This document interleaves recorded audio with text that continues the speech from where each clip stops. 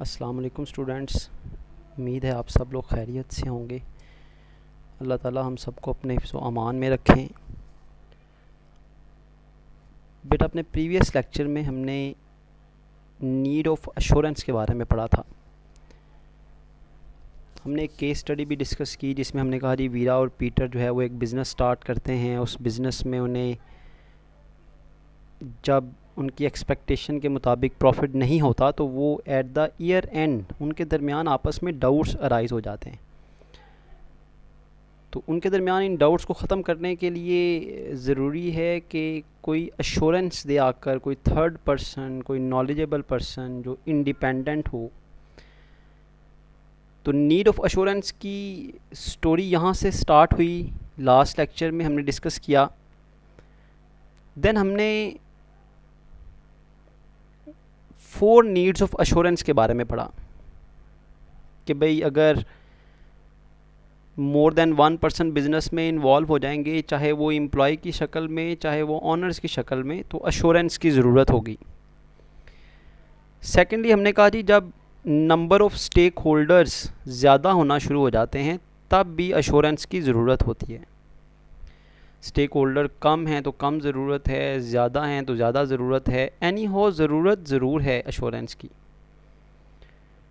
Third हमने need discuss की जी कि जब 3 तरह का रिलेशनशिप होता है, अकाउंटेबिलिटी, स्टीवर्डशिप और एजेंसी रिलेशनशिप, जिस भी सेटिंग में, जिस भी ऑर्गेनाइजेशन में, जिस भी एनवायरनमेंट में ये 3 तरह का रिलेशनशिप होगा वहाँ पर अश्योरेंस की ज़रूरत होगी। फोर्थ नीड हमने कॉरपोरेशंस, कंपनीज़ के पॉइंट ऑफ व्यू से डिस्कस की, जहाँ पर डायरेक्टर्स की कुछ रिस्पॉन्सिबिलिटीज़ होती हैं। डायरेक्टर्स को अपनी ये रिस्पॉन्सिबिलिटीज़ के बारे में लोगों का ट्रस्ट हासिल करना होता है कि लोगों को इस बारे में ट्रस्ट हो, कॉन्फिडेंस मिले कि डायरेक्टर्स अपनी रिस्पॉन्सिबिलिटीज़ फुलफ़िल कर रहे हैं। वो रिस्पॉन्सिबिलिटीज़ कम्युनिकेशन के लिहाज से थी और इन्वेस्टमेंट प्रोटेक्शन के लिहाज से थी। तो कम्युनिकेशंस, डायरेक्टर की जो कम्युनिकेशंस हैं उस पर लोगों का ट्रस्ट लेने के लिए थर्ड पर्सन की अश्योरेंस की ज़रूरत है। फिर डायरेक्टर्स लोगों की इन्वेस्टमेंट को प्रोटेक्ट कर रहे हैं या नहीं कर रहे, इसके लिए भी अश्योरेंस की ज़रूरत है ताकि लोगों को ट्रस्ट मिले, कॉन्फिडेंस मिले कि उनकी जो इन्वेस्टमेंट है वो प्रोटेक्ट की जा रही है इंटरनल कंट्रोल सिस्टम मेंटेन करके और रिस्क पॉलिसीज़ बनाकर। जब हमने ये कंक्लूड कर लिया कि भाई हमें अश्योरेंस की ज़रूरत है, तो आज हम डिस्कस करेंगे भाई ये अश्योरेंस है क्या, what is meant by assurance. Standards में अश्योरेंस किसको कहा जाता है, और फिर अश्योरेंस की कौन सी प्रोविजंस हैं, शराइत हैं कि जब तक वो शराइत पूरी नहीं होंगी हम किसी भी एक्टिविटी को अश्योरेंस नहीं कह सकते। तो आज के लेक्चर में हम अश्योरेंस की, जो आज के लेक्चर का फर्स्ट पार्ट है, उसमें हम पहले तो अश्योरेंस के मीनिंग्स पढ़ेंगे, फिर अश्योरेंस की प्रोविजंस पढ़ेंगे कि भाई अश्योरेंस के लिए इन इन शर्तों का, इन इन कंडीशंस का पूरा होना लाजमी है। अश्योरेंस के मीनिंग्स और इसकी प्रोविजंस हैं ये ISA 200 में लिखी हुई हैं, international standard of audit number 200। तो हम ये स्टैंडर्ड पढ़ने जा रहे हैं जिसमें अश्योरेंस की के मीनिंग्स भी और उसकी प्रोविजंस के बारे में लिखा हुआ है। ये आज के लेक्चर का फर्स्ट पार्ट होगा। इसके सेकंड पार्ट में हम डिस्कस करेंगे कि अश्योरेंस की डिफरेंट टाइप्स कौन सी अवेलेबल हैं। तो स्टार्ट करते हैं जी आज के लेक्चर से, जिसमें हम सबसे पहले डिस्कस करने जा रहे हैं मीनिंग्स ऑफ अश्योरेंस। पहले तो आप इस स्लाइड पर देख रहे हैं कुछ कलर्ड वर्ड्स हैं। ये कलर्ड वर्ड बेसिकली इस डेफिनेशन में से प्रोविजंस को हाईलाइट किया गया है कि अश्योरेंस की जो डेफिनेशन है उसके मुताबिक ये शराइत, ये जो हाईलाइटेड पॉइंट्स हैं, ये फुलफ़िल होंगे तो हम किसी भी एक्टिविटी को अश्योरेंस कह सकते हैं कि भाई वाकई ये अश्योरेंस है। इस स्लाइड में आप नीचे भी देख रहे हैं कि एक लाइन में लिखा हुआ है जी assurance in general. Generally assurance का मतलब क्या है? जैसे मैंने प्रीवियस लेक्चर में मैं बार बार बड़े आसान लफ्ज़ों में बता रहा था जी, अश्योरेंस का मतलब है तसल्ली देना। कोई थर्ड पर्सन आकर तसल्ली दे दे, वीरा को भी, पीटर को भी, उस एम्प्लॉय को भी, स्टेक होल्डर्स को तसल्ली दे दे। तो ये अश्योरेंस के मीनिंग है जनरली क्या है जी, the practitioner satisfaction as to the reliability of matter investigated. कि जो प्रैक्टिशनर होता है ना, जो अश्योरेंस प्रोवाइडर होता है, प्रैक्टिशनर मतलब जो अश्योरेंस प्रोवाइडर है, वो अपनी तसल्ली बताता है, अपना इत्मीनान बताता है कि उसे किस हद तक इत्मीनान है, रिलायबिलिटी ऑफ मैटर, चीज़ों पर किस हद तक उसे एतमाद है कि ये चीज़ें एतमाद के काबिल हैं। कौन सी चीज़ें जिसके बारे में आप इन्वेस्टिगेशन करवाते हैं, of matter investigated. For example Veera और पीटर में क्लैश इस बात पर आया जी, पीटर को इस बात पर डाउट हो गया कि शायद प्रॉफिट जितना था उतना बताया नहीं जा रहा, या वीरा ने ईमानदारी से काम नहीं किया। तो मैटर क्या है जी, फाइनेंशियल के माली मामलात के बारे में जो है वो डाउट्स हैं।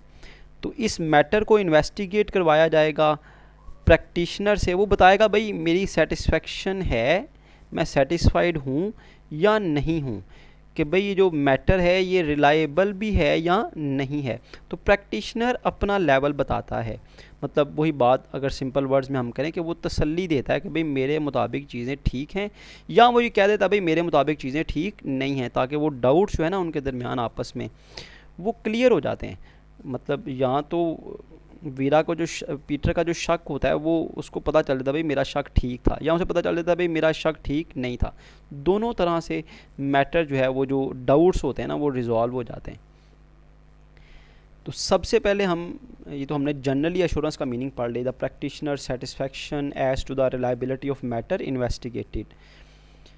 अब इंटरनेशनल स्टैंडर्ड नंबर 200 उसके मुताबिक अश्योरेंस का मतलब क्या है, कौन सी एक्टिविटी अश्योरेंस कहलाती है।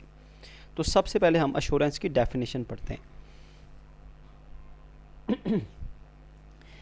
अश्योरेंस की डेफिनेशन है जी, assurance is an engagement. Assurance engagement है। ये एंगेजमेंट बेटा वो मंगनी वाली नहीं है ये एंगेजमेंट का मतलब है ये एक एग्रीमेंट है। जितने भी हाईलाइटेड पॉइंट्स हैं इन सब के बारे में हम डिटेल से पढ़ेंगे। यही वो प्रोविजंस हैं जो ये फर्स्ट पार्ट जो लेक्चर का उसकी बेस है। अश्योरेंस एक इंगेजमेंट है जहाँ पर वेयर अ प्रैक्टिशनर, जहाँ पर एक प्रैक्टिशनर होगा, वो क्या करेगा, एनहांस द कॉन्फिडेंस, लोगों का कॉन्फिडेंस एनहांस करेगा। अब कॉन्फिडेंस एनहांस करने का मतलब ये है कि वो या तो डाउट्स जो अराइज हुए थे ना उसके बारे में कॉन्फिडेंस एनहांस करेगा, भाई आपके डाउट बिल्कुल ठीक थे, वाकई वीरा ने ठीक काम नहीं किया, कॉन्फिडेंस बढ़ गया। पहले डाउट था पीटर को, अब उसका कॉन्फिडेंस बढ़ गया, भाई नहीं वाकई जो है ना वो कोई गड़बड़ है, चीज़ें जो है ना वो फेयर नहीं हैं।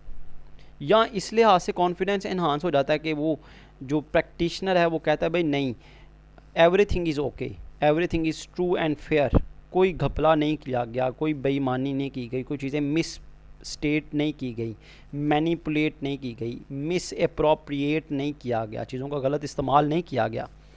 तो दोनों तरह से कॉन्फिडेंस एनहांस होता है। तो अश्योरेंस क्या है, एक एंगेजमेंट है जहाँ पर प्रैक्टिशनर होगा वो कॉन्फिडेंस को एनहांस करेगा। किसके कॉन्फिडेंस को, इंटेंडेड यूज़र्स के कॉन्फिडेंस को। अब इंटेंडेड यूज़र्स कौन है, हर वो पार्टी जो कंसर्न्ड है। जैसा कि वीरा और पीटर की स्टोरी में वीरा भी कंसर्न है कि पता नहीं एम्प्लॉय ने ठीक काम किया या नहीं किया, पीटर भी कंसर्न है कि पता नहीं वीरा ने और एम्प्लॉय ने ठीक काम किया या नहीं किया। एम्प्लॉय भी कंसर्न है कि वो देखे भाई कंपनी की जो प्रॉफिटेबिलिटी है वो ठीक है या नहीं, ताकि वो उस हवाले से कंपनी से अपनी सैलरी बढ़ाने के हवाले से, बेनिफिट्स के हवाले से डिमांड कर सके, या उस पर जो इल्ज़ाम लगाया जाता है एम्प्लॉय पर वो उसके बारे में जो है वो चाहता है कि उसे बताया जाए, उसका कॉन्फिडेंस एनहांस किया जाए। तो अश्योरेंस क्या हुई जी, एक एंगेजमेंट है जहाँ पर एक प्रैक्टिशनर होगा वो कॉन्फिडेंस एनहांस करेगा इंटेंडेड यूज़र्स का। सिंपल वर्ड्स में इंटेंडेड यूज़र्स का मतलब है ऑल स्टेक होल्डर्स जो कंसर्न्ड होते हैं। अच्छा, कॉन्फिडेंस एनहांस करना एंगेजमेंट है, प्रैक्टिशनर होगा वो कॉन्फिडेंस एनहांस करेगा इंटेंडेड यूज़र्स का। किसके बारे में, सब्जेक्ट मैटर के बारे में। सब्जेक्ट मैटर मतलब वो मौजू है, वो इशू है, वो स्टेटमेंट है, वो टॉपिक है जिसके बारे में क्लैश अराइज हुआ था, जिसके बारे में एक दूसरे पर डिसट्रस्ट किया गया था, जिसके बारे में पीटर को डाउट था, वीरा को डाउट था, या एम्प्लॉय को डाउट था। सब्जेक्ट मैटर कोई भी हो सकता है। देखिए, हो सकता है पीटर को इस बात पर एतराज़ हो कि वीरा शॉप जो है ना वो स्टॉल लेट खोलती है और जल्दी बंद कर देती है। सब्जेक्ट मैटर क्या है जी? टाइमिंग, कि भाई क्या वो टाइम देती भी है प्रॉपरली या नहीं। या सब्जेक्ट मैटर ये भी हो सकता है कि पीटर को इस बात पर एतराज़ है भाई वीरा जो है ना वो एक्सपेंसेस जो है ना वो बहुत ज़्यादा कर रही है, वो ख्याल नहीं करती भाई एक्सपेंसेस ज़्यादा हो रहे हैं, वो एक्सपेंसेस के बारे में उसका कोई कंट्रोल नहीं है। तो सब्जेक्ट मैटर एक्सपेंसेस की इन्वेस्टिगेशन हो सकता है। कोई भी सब्जेक्ट मैटर है जिसके बारे में डाउट है, आपस में इख्तलाफ है। दोबारा मैं रीड आउट करता हूँ जी। एश्योरेंस क्या है? एक एंगेजमेंट है जहाँ पर एक प्रैक्टिशनर होगा, वो इन्हांस करेगा कॉन्फिडेंस इंटेंडेड यूज़र का। किसके बारे में? सब्जेक्ट मैटर के बारे में। कैसे? बाय अप्लाइंग क्राइटेरिया को अप्लाई करके, एक स्टैंडर्ड को अप्लाई करके। देखिए, आप फॉर एग्जांपल एग्ज़ाम देते हैं, क्विज़ देते हैं, वो क्विज़ चेक होता है ना, एक स्टैंडर्ड होता है। वो स्टैंडर्ड टीचर्स का लेक्चर हो सकता है, वो स्टैंडर्ड एक स्लाइड्स हैं, वो हैंड आउट्स हैं जो टीचर ने आपको प्रोवाइड किए हैं, या वो लेक्चर है जो टीचर ने आपको दिया है। मतलब उसके अकॉर्डिंग वो क्राइटेरिया है, उसके मुताबिक चेक किया जाएगा कि भाई क्या जो एक्चुअल वर्किंग है वो उस क्राइटेरिया, उस स्टैंडर्ड के मुताबिक है या नहीं है। तो जब भी चीज़ों को चेक किया जाता है, एक पर्टिकुलर सेट ऑफ स्टैंडर्ड होता है, क्राइटेरिया होता है जिसके मुताबिक चेक किया जाता है। तो अश्योरेंस में हमेशा जब सब्जेक्ट मैटर को चेक किया जाएगा तो किसी स्टैंडर्ड को सामने रख कर किया जाएगा। फॉर एग्जांपल, अगर हम फाइनेंशियल स्टेटमेंट्स के पॉइंट ऑफ व्यू से देखें तो फाइनेंशियल स्टेटमेंट्स जो हैं वो इंटरनेशनल स्टैंडर्ड्स के मुताबिक बनाई जाती हैं। फिर उसमें कंपनीज एक्ट, उसके मुताबिक भी फाइनेंशियल स्टेटमेंट पर इम्पैक्ट्स होते हैं। इसी तरह अगर सब्जेक्ट मैटर आपका ऑपरेशंस हैं, मतलब जो डे टू डे एक्टिविटीज़ हैं, अगर सब्जेक्ट मैटर वो है तो उसके मुताबिक क्राइटेरिया क्या होता है? देखिए, हर बिज़नेस के ऑपरेशंस को कंट्रोल करने के लिए रेगुलेशंस होते हैं। जैसे बैंक के ऑपरेशंस हैं, उनको रेगुलेट करने के लिए कंपनीज एक्ट भी है, बैंकिंग कंपनीज ऑर्डिनेंस भी है 1962। फिर स्टेट बैंक के जो एसओपीज़ हैं, स्टेट बैंक के जो रेगुलेशंस हैं बैंकों के लिए, कमर्शियल बैंक्स के लिए, स्केजुअल बैंक्स के लिए, वो भी क्राइटेरिया हो सकते हैं। उसके अकॉर्डिंग चेक किया जा सकता है कि ये बैंक उस क्राइटेरिया के मुताबिक काम कर रहे हैं या नहीं। तो क्राइटेरिया का मतलब यहाँ पर ये है जी, एक पर्टिकुलर सेट ऑफ स्टैंडर्ड्स हैं। तो ये तो हो गई एश्योरेंस की डेफिनेशन। मैं दोबारा इसको रिपीट कर देता हूँ जी। एश्योरेंस क्या है? एक ऐसी एंगेजमेंट है जहाँ पर एक प्रैक्टिशनर होगा, वो कॉन्फिडेंस इन्हांस करेगा इंटेंडेड यूज़र्स का सब्जेक्ट मैटर के बारे में बाय अप्लाइंग द क्राइटेरिया को अप्लाई करके। देखें, ये हाईलाइटेड अगर आप पॉइंट्स काउंट करें तो ये हाईलाइटेड टोटल 6 पॉइंट्स हैं। Engagement, practitioner, enhance the confidence, intended user, subject matter and criteria. ये 6 ही वो शराइत हैं, वो प्रोविजंस हैं जो एश्योरेंस में होना ज़रूरी हैं। अगर इन 6 में से कोई एक भी मिसिंग होगा तो ISA स्टैंडर्ड नंबर 200 के मुताबिक that activity is not called assurance. उसको हम एश्योरेंस नहीं कह सकते, उसको हम कुछ भी और कह सकते हैं लेकिन एश्योरेंस नहीं कह सकते। एश्योरेंस में ये 6 पॉइंट्स का होना ज़रूरी है। फॉर एग्जांपल, अगर एग्रीमेंट नहीं है, एंगेजमेंट नहीं है, तो बाकी सारे बेशक एक्ट्स जो हैं वो परफॉर्म किया जा रहे हैं, that is not called assurance. जब तक भाई कंपनी में और एश्योरेंस प्रोवाइडर में एग्रीमेंट ही नहीं होगा तब तक उस एक्टिविटी को एश्योरेंस नहीं कहा जाएगा। एग्रीमेंट मतलब उन्होंने तय ही नहीं किया, किसी ने एक दूसरे को ऑफ़र ही नहीं की, दूसरे ने एक्सेप्ट ही नहीं की, कोई एग्रीमेंट ही नहीं है। हाँ, फिर दूसरी बात, प्रैक्टिशनर का होना ज़रूरी है। देखें, प्रैक्टिशनर कहते हैं नॉलेजेबल पर्सन को, भी हम इसकी डिटेल भी पढ़ते हैं। जब तक कोई प्रैक्टिशनर चेक करने वाला एश्योरेंस प्रोवाइडर नहीं होगा तब तक कोई एक्टिविटी एश्योरेंस नहीं कहलाई जा सकती। फिर है एनहांस द कॉन्फिडेंस। भाई जब वो एश्योरेंस प्रोवाइडर जब तक कॉन्फिडेंस एनहांस नहीं ना करेगा, कॉन्फिडेंस कैसे एनहांस होगा? वो एश्योरेंस प्रोवाइडर अपनी राय देगा, तसल्ली देगा, अपना सेटिस्फेक्शन लेवल बताएगा। अगर वो खामोशी से चला जाएगा तो कॉन्फिडेंस ही एनहांस ना हुआ, ना वीरा को कुछ पता चला, ना पीटर को पता चला, तो फिर ये एक्टिविटी का क्या फ़ायदा हुआ? तो कॉन्फिडेंस भी एनहांस होना चाहिए। और कॉन्फिडेंस एनहांस कैसे होता है कि वो एश्योरेंस प्रोवाइडर जो है वो अपनी राय देता है, अपनी ओपिनियन बताता है। देन सब्जेक्ट मैटर, भाई जिसके बारे में आपने एश्योरेंस लेनी है वो सब्जेक्ट मैटर प्री डिफाइंड होना चाहिए।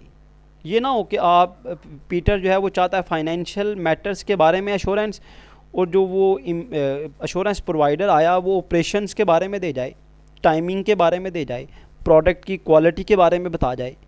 भाई कंसर्न सब्जेक्ट मैटर डिसाइडेड होना चाहिए, भाई ये सब्जेक्ट मैटर है जी हमारा। फिर इंटेंडेड यूज़र वही स्टेक होल्डर होंगे, मतलब अगर कोई स्टेक होल्डर ही नहीं है तो फिर एश्योरेंस की क्या ज़रूरत है जी।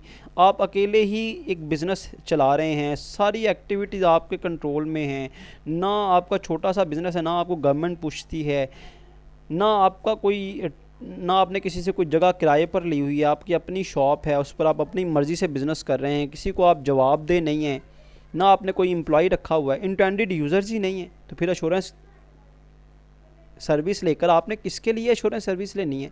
तो इंटेंडेड यूज़र्स का होना ज़रूरी है। और फिर लास्ट पे जी क्राइटेरिया जब तक नहीं डिफाइंड होगा आप चीज़ों को चेक नहीं कर सकते, नहीं बता सकते कि चीज़ें अप टू द मार्क हैं या नहीं हैं। तो ये बड़ा ज़रूरी है जी, हम क्राइटेरिया सेट करें, क्राइटेरिया अवेलेबल हो जिसके अकॉर्डिंगली चेक किया जाए कि भाई परफॉर्मेंस कैसी है। तो ये तो हो गया मीनिंग्स ऑफ एश्योरेंस। एश्योरेंस की डेफिनेशन ISA 200 के मुताबिक। इसी में ये हाईलाइटेड पॉइंट जो 6 पॉइंट्स हैं, अब हम इनको वन बाय वन डिस्कस करते हैं। इससे हमें पता चलेगा कि इन हर वर्ड्स के डिटेल मीनिंग ISA 200 में क्या लिखे हुए हैं। तो ये डेफिनेशन ऑफ एश्योरेंस यहाँ पर कंप्लीट हो गई। सबसे पहला पॉइंट है जी मीनिंग ऑफ एश्योरेंस में जो एश्योरेंस की शर्तें हैं, पहली शर्त है जी एंगेजमेंट। हम अब एंगेजमेंट को डिस्कस करते हैं। एंगेजमेंट का मतलब जैसा कि मैंने पहले भी बताया, देखें ऊपर हेडिंग भी दी हुई है जी, एश्योरेंस प्रोविजंस हैं, एश्योरेंस की शर्तें हैं कि ये शराइत पूरी होंगी तो हम एक एक्टिविटी को एश्योरेंस कह सकते हैं, वरना एश्योरेंस नहीं कह सकते। तो ये 6 शराइत जैसे मैंने आपको बताई, engagement, practitioner, enhance the confidence, intended users, subject matters and criteria. तो सबसे पहले जी एंगेजमेंट। जैसे मैंने पहले भी बताया कि एंगेजमेंट का मतलब वो मंगनी नहीं है जिसको सुनकर अक्सर स्टूडेंट्स जो हैं वो खुश हो जाते हैं, ये वो नहीं है। एंगेजमेंट का मतलब यहाँ पर ये जी agreement between business and assurance provider. Assurance provide करने वाले और बिज़नेस के दरमियान एक एग्रीमेंट होगा, एक मुआहिदा होगा, जिसमें बिज़नेस का जो रिस्पॉन्सिबल पर्सन होगा या रिस्पॉन्सिबल पर्सनस होंगे वो एश्योरेंस प्रोवाइडर को बाकायदा ऑफ़र देंगे कि भाई हमें अपने बिज़नेस की एश्योरेंस करवानी है, आप इसे प्रोवाइड कर सकते हैं या नहीं। तो वो उस ऑफ़र को एक्सेप्ट करेगा, उनके दरमियान एक एग्रीमेंट होगा। वो रिटर्न एग्रीमेंट भी हो सकता है, ओरल भी हो सकता है, जिसमें वो तय करेंगे भाई हमें किस सब्जेक्ट मैटर के बारे में आपकी राय चाहिए, आपकी ओपिनियन चाहिए। तो सबसे पहली कंडीशन ये हो गई जी, एक एग्रीमेंट होना चाहिए between business and assurance provider. अगर ये एग्रीमेंट नहीं है तो देर इज़ नो एश्योरेंस। तो फर्स्ट कंडीशन हो गई जी एंगेजमेंट। एंगेजमेंट मतलब एग्रीमेंट। सेकंड कंडीशन जैसा कि मैंने पहले भी बताया, प्रैक्टिशनर। देखिए प्रैक्टिशनर का वर्ड यहाँ पर एक पर्सन का लफ्ज़ भी इस्तेमाल हो सकता था डेफिनेशन में, पीपल का लफ्ज़ भी इस्तेमाल हो सकता था, कोई इंडिविजुअल का लफ्ज़ भी इस्तेमाल हो सकता था, लेकिन ऑर्डिनेंस में बड़े ब्रीफली जो डिस्कशंस हैं वो की जाती हैं। तो प्रैक्टिशनर का मतलब है जिसके पास रेलेवेंट नॉलेज हो और वो किसी काम को एज अ प्रोफेशन उसने अडॉप्ट किया हो। तो प्रैक्टिशनर का मतलब है जिसके पास रेलेवेंट नॉलेज होगा बिज़नेस के बारे में भी और एश्योरेंस प्रोवाइड कैसे करनी है, एश्योरेंस एक्टिविटी कैसे परफॉर्म करनी है उसके बारे में भी। जैसे लीगल प्रैक्टिशनर होते हैं, पहले वो LLB करते हैं, LLM करते हैं, लॉ का नॉलेज हासिल करते हैं, फिर वो प्रैक्टिस करते हैं, प्रोफेशनली उस फील्ड को ज्वाइन करते हैं, देन उनको लाइसेंस दिया जाता है, फिर वो इस काबिल होते हैं भाई लोगों के केसेस लड़ सकें। तो प्रैक्टिशनर का मतलब ये है नॉलेजेबल पर्सन हो, एक ऐसा कोई भी पर्सन नहीं, नॉलेजेबल पर्सन जिसके पास नॉलेज हो किसके बारे में, बिज़नेस के बारे में भी, जिसके बारे में उसने एश्योरेंस प्रोवाइड करनी है।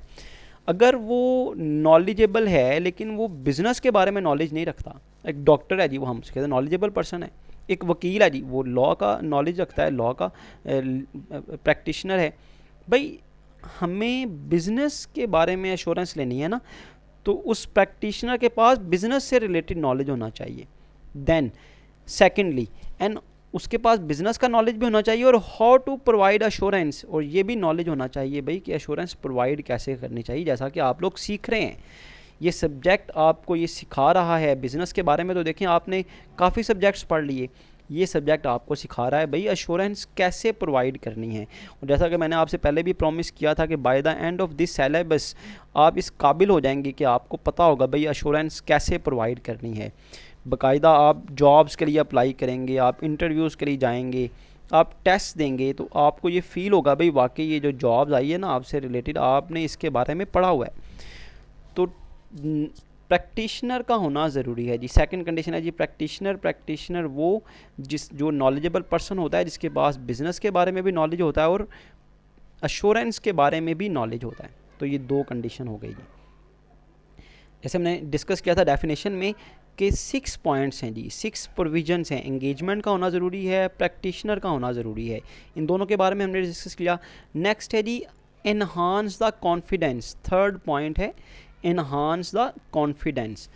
कॉन्फिडेंस जैसे मैंने पहले बताया एनहांस कैसे होता है, क्योंकि जो इंडिपेंडेंट पर्सन है, जो प्रैक्टिशनर है, जो नॉलेजेबल पर्सन है, वो आपको तसल्ली दे बाय वर्ड्स ऑफ माउथ और by written statement narrative form में, वो अपना कॉन्फिडेंस लेवल बताए जिससे आपको कॉन्फिडेंस मिले। वो क्लैरिफाई करे जो एम्बिग्यूअस चीज़ें हैं ना, जो डाउट्स हैं उनको क्लियर करे। एक्सेप्ट और reject the stance of concern parties, वो जो स्टांस उन्होंने बनाया हुआ है, जो उनके माइंड में डाउट है या जो वो जानना चाहते हैं। जैसे बैंक लोन अगर दे रहा है ना आपको, तो वो जानना चाहता है, वो एश्योरेंस इस वजह से चाहता है, वो जानना चाहता है भाई आपके बिज़नेस की क्रेडिबिलिटी क्या है, आपके बिज़नेस की लिक्विडिटी क्या है, फाइनेंशियल पोजीशन कैसी है, सॉल्वेंसी क्या है, क्या आप डेट को रीपे कर सकते हैं, वो ये जानना चाहता है। तो उसका स्टांस क्या है, कंपनी की सॉल्वेंसी पोजीशन। तो वो एश्योरेंस क्रेडिटर स्टेक होल्डर है, वो करवाना चाहते हैं जी आपकी एश्योरेंस, क्योंकि वो कुछ कॉन्फिडेंस चाहते हैं कि उनका जो स्टांस है ना आपकी सॉल्वेंसी के बारे में वो क्लियर हो जाए, या वो एक्सेप्ट हो जाए, मतलब आपका स्टांस सारी कंपनी सॉल्वेंट है, तो इससे भी कॉन्फिडेंस इनहांस हो जाएगा। या वो एश्योरेंस प्रोवाइडर कह दे भाई नहीं कंपनी सॉल्वेंट नहीं है, कंपनी की लिक्विडिटी पोजीशन वीक है, तो इससे भी उनका स्टांस है, उनका जो कॉन्फिडेंस है वो इनहांस हो जाएगा, वो लोन नहीं देंगे।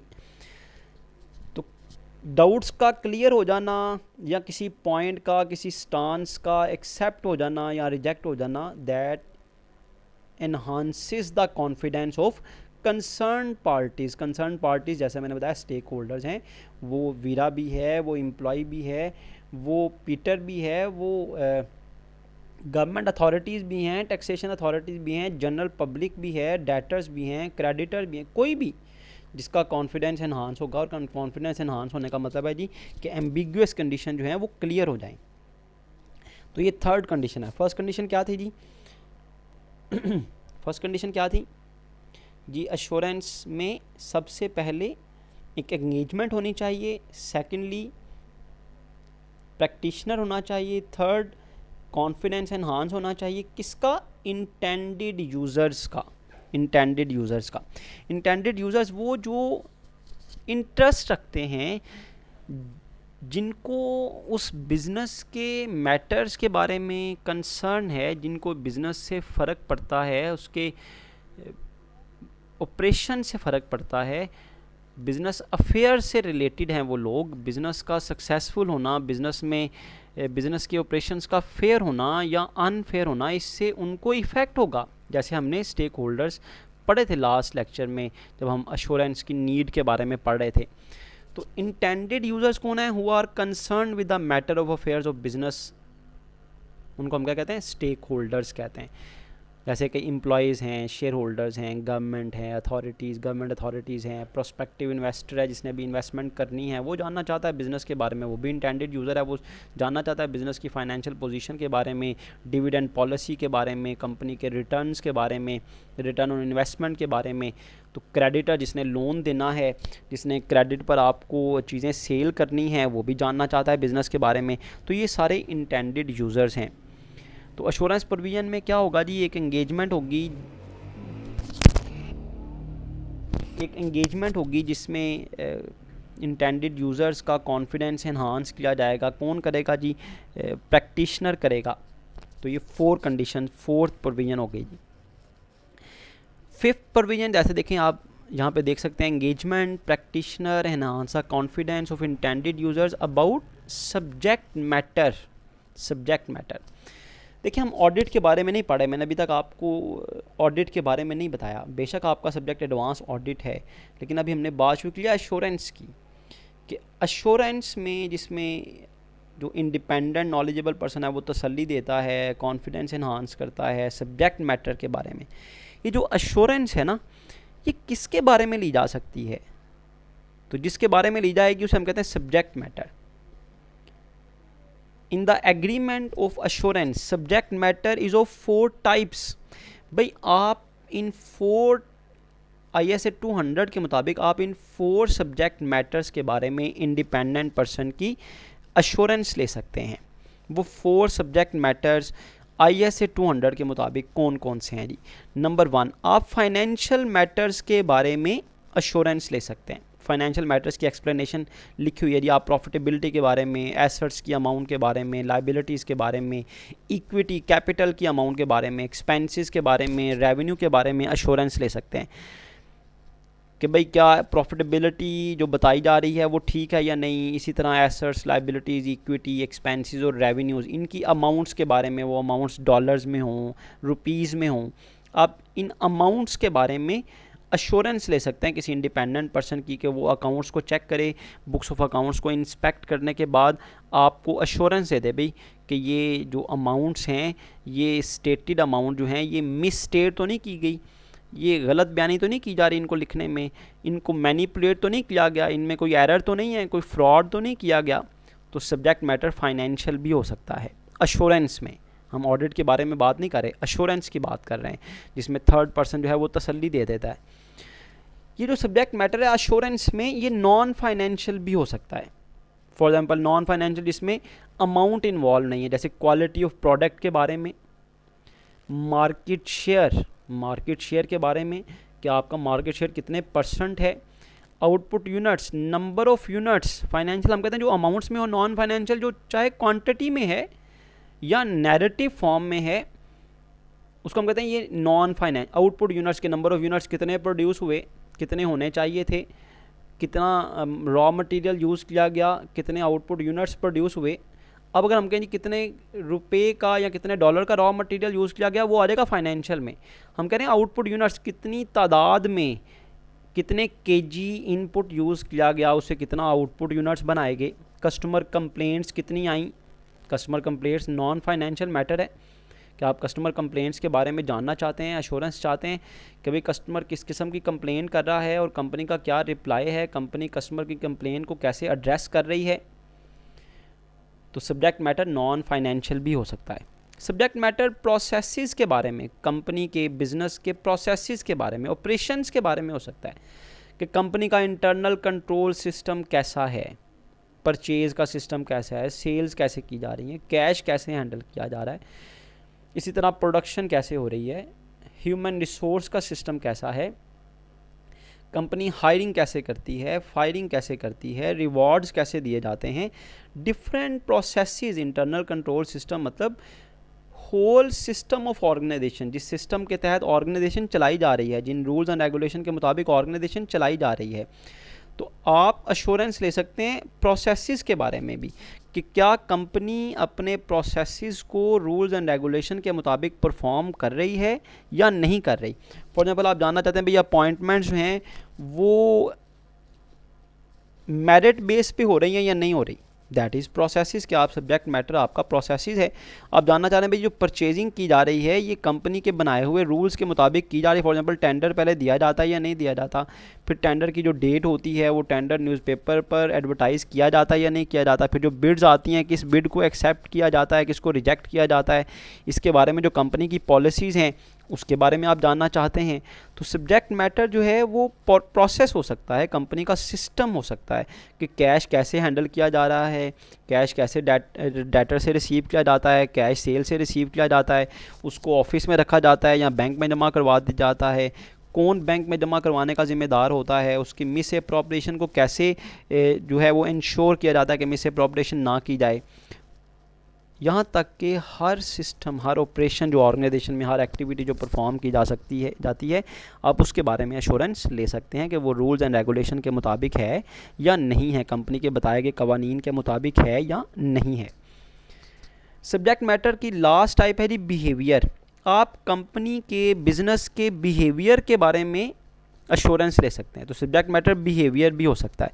बिहेवियर का मतलब ये है कि क्या कंपनी, क्या बिजनेस जो रेलेवेंट लॉज हैं, रूल्स एंड रेगुलेशंस हैं, क्या उनको फॉलो कर रही है या नहीं कर रही। जैसे लिखा हुआ है compliance with relevant laws and regulations. For example corporation है पाकिस्तान में, तो कॉरपोरेशंस के लिए लाजमी है पाकिस्तान में कि वो कंपनीज एक्ट 2017 को भी फॉलो करें, वो international standard, international accounting standards को भी फॉलो करें, इंटरनेशनल फाइनेंशियल रिपोर्टिंग स्टैंडर्ड्स को भी फॉलो करें, और कॉरपोरेशन जो हैं वो SCCP जो पाकिस्तान में security and exchange commission of Pakistan है उसके बनाए गए कवानीन को भी फॉलो करें।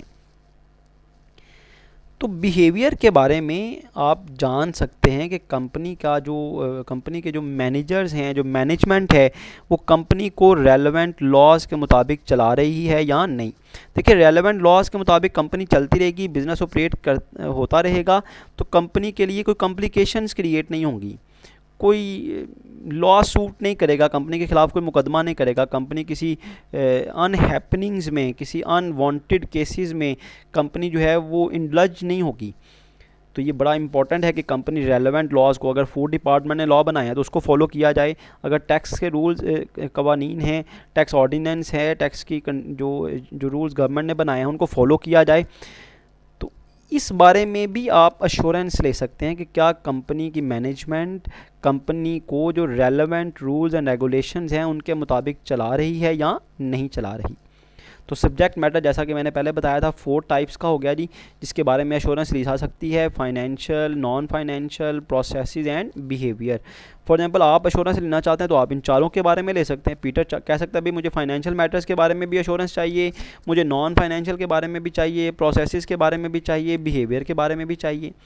जिस तरह आप मार्केट से कोई चीज़ परचेज़ करने जाते हैं तो आप शॉपकीपर को बता सकते हैं भाई मुझे ये सारी चीज़ें चाहिए, तो आपको उसके अकॉर्डिंगली पे करना पड़ेगा। इसी तरह जब आप एश्योरेंस प्रोवाइडर के पास जाएंगे, उसे बताएंगे भाई मुझे ये सर्विसेज चाहिए, तो वो उस हिसाब से आपसे चार्ज करेगा। तो बहरहाल ISA 200 के मुताबिक आप एश्योरेंस जो है वो इन 4 सब्जेक्ट मैटर्स के बारे में ले सकते हैं। तो जैसा कि हमने डिस्कस किया था जी कि एश्योरेंस की 6 प्रोविजंस हैं। सबसे पहले एश्योरेंस में एक एंगेजमेंट होनी चाहिए, प्रैक्टिशनर होना चाहिए जो इन्हांस करेगा कॉन्फिडेंस इंटेंडेड यूज़र्स का। सब्जेक्ट मैटर के बारे में किस तरह, बाय अप्लाइंग क्राइटेरिया को अप्लाई करके। तो अब हम लास्ट जो प्रोविज़न है एश्योरेंस की उसको डिस्कस करते हैं, दैट इज़ क्राइटेरिया। अगर आप कंपनी को ले लें, बिज़नेस को ले लें, तो जो क्राइटेरिया है वो डिफरेंट हो सकता है, डिफरेंट सेट ऑफ स्टैंडर्ड्स हो सकते हैं जिसके अकॉर्डिंग सब्जेक्ट मैटर को चेक किया जाता है। वो फाइनेंशियल सब्जेक्ट मैटर हो, नॉन फाइनेंशियल हो, प्रोसेसेस हों या बिहेवियर्स हों। जैसा कि एग्जाम्पल में लिखा हुआ है जी, set of standard with respect to which subject matter is evaluated. Criteria का मतलब ये है वो स्टैंडर्ड है, वो म्यार है, वो प्री डिफाइंड रेगुलेशंस हैं जिसके अकॉर्डिंगली सब्जेक्ट मैटर को इवेल्यूएट किया जाता है कि क्या सब्जेक्ट मैटर जो है इन सेट ऑफ स्टैंडर्ड्स के मुताबिक है या नहीं। तो प्रैक्टिशनर क्या करेगा, इसके बारे में राय दे देगा कि भाई आपका जो सब्जेक्ट मैटर है ना वो स्टैंडर्ड्स के मुताबिक है, कितने % है और कितने % नहीं है, कहाँ कहाँ पर वायलेशन की जा रही है क्राइटेरिया की, रेलेवेंट स्टैंडर्ड्स की। ये एग्जाम्पल के तौर पर मैंने कुछ स्टैंडर्ड्स लिखे हैं। अब ये स्टैंडर्ड जाहिर सी बात है सब्जेक्ट मैटर के लिहाज होंगे। देखें, अगर तो सब्जेक्ट मैटर आपका फाइनेंशियल है तो जाहिर सी बात है इंटरनेशनल अकाउंटिंग स्टैंडर्ड्स को देखा जाएगा, इंटरनेशनल स्टैंडर्ड ऑफ ऑडिटिंग को देखा जाएगा, कंपनीज एक्ट को देखा जाएगा, इंटरनेशनल फाइनेंशियल रिपोर्टिंग फ्रेमवर्क को देखा जाएगा। अगर सब्जेक्ट मैटर प्रोसेसेस हैं तो जाहिर सी बात है कंपनी का जो प्रोसेस है, कंपनी को जो इंटरनल रूल्स एंड रेगुलेशन हैं, जो एक्सटर्नल रूल्स एंड रेगुलेशन हैं, वो कंपनी के मेमोरेंडम में लिखे होते हैं और आर्टिकल्स में लिखे होते हैं। तो कंपनी के प्रोसेसेस को मेमोरेंडम और आर्टिकल के मुताबिक चेक किया जा सकता है। इसी तरह अगर सब्जेक्ट मैटर जो है वो बिहेवियर के बारे में है, रेलेवेंट लॉज को फॉलो करने के हवाले से, तो फिर क्राइटेरिया क्या हो सकता है? Tax laws, food department regulation, government के एसओपीज़, गवर्नमेंट के जो स्टैंडर्ड ऑपरेटिंग प्रोसीजर्स गवर्नमेंट ने बताए हुए, जैसे आजकल आप देख लें गवर्नमेंट कंपनीज़ को एसओपीज़ बना कर दे रही है भाई कि आपने इसके मुताबिक अपनी इंडस्ट्री को खोलना है, बिज़नेस चलाने हैं इतने बजे से इतने बजे तक। तो जाहिर सी बात है कंपनी का बिहेवियर चेक करना होगा भी कंपनी क्या रेलेवेंट लॉज को फॉलो कर रही है या नहीं। इसी तरह आईएसओ रिक्वायरमेंट्स है, इंटरनेशनल जो स्टैंडर्ड ऑर्गेनाइजेशन, इंटरनेशनल स्टैंडर्ड देने वाली जो ऑर्गेनाइजेशन है, जो आईएसओ सर्टिफिकेशंस देती है, आईएसओ 2000, आईएसओ 2001, आईएसओ 6000, ये जो सर्टिफिकेशन देने वाली कंपनी है इनकी अपनी रिक्वायरमेंट्स होती हैं कि भाई कंपनी इन क्राइटेरिया को फुलफ़िल करेगी तो इन्हें सर्टिफिकेशंस मिलेंगी। तो ये वो क्राइटेरियाज़ हैं जो डिपेंड करते हैं सब्जेक्ट मैटर पर, जैसा सब्जेक्ट मैटर होगा उसके अकॉर्डिंगली वैसा क्राइटेरिया चेक कर लिया जाएगा। फॉर एग्जांपल आप एडवांस ऑडिट का पेपर देते हैं तो एडवांस ऑडिट के जो लेक्चर्स आपको दिए जा रहे हैं, जो स्लाइड्स दिए जा रही हैं, उसके अकॉर्डिंगली आपका पेपर चेक होगा। इसी तरह आप फाइनेंशियल मैनेजमेंट का पेपर देंगे तो फाइनेंशियल मैनेजमेंट के टीचर ने आपको जो बुक रेफ़र की होगी या जो आपको क्लास में सोल्यूशन करवाए होंगे उसके अकॉर्डिंगली आपका पेपर चेक होगा। तो सब्जेक्ट मैटर को क्राइटेरिया से जब तक कंपेयर नहीं करेंगे तब तक हम इवैल्यूएशन कर ही नहीं सकते। तो क्राइटेरिया के अगेंस्ट जो है वो सब्जेक्ट मैटर को इवैल्यूएट किया जाता है, परखा जाता है, फिर उसके मुताबिक जो है वो अश्योरेंस प्रोवाइडर अपनी जो है वो अश्योरेंस प्रोवाइड कर देता है। तो आज के लेक्चर का जो फर्स्ट पार्ट था उसमें हमने डिस्कस किया भाई अश्योरेंस जो है उसके मीनिंग क्या है, उसकी कौन कौन सी प्रोविजंस हैं, उनको हमने वन बाय वन डिस्कस किया। तो ये 6 प्रोविजंस थी जो अश्योरेंस में होना ज़रूरी थी। जब तक ये 6 प्रोविजंस नहीं होंगी तब तक जो है वो हम किसी एक्टिविटी को अश्योरेंस नहीं कह सकते। तो ये एंड है जी first part of today's lecture. पहले हिस्से का यहाँ तक बेटा एंड हो चुका है। आप लोग इसको अच्छी तरह सुने समझें। मैं इसकी स्लाइड्स भी आपको सेंड कर दूँगा इंशाल्लाह ताला। सेकंड पार्ट हम इंशाल्लाह ताला कुछ ब्रेक के बाद डिस्कस करते हैं। जज़ाकुमुल्लाह खैर।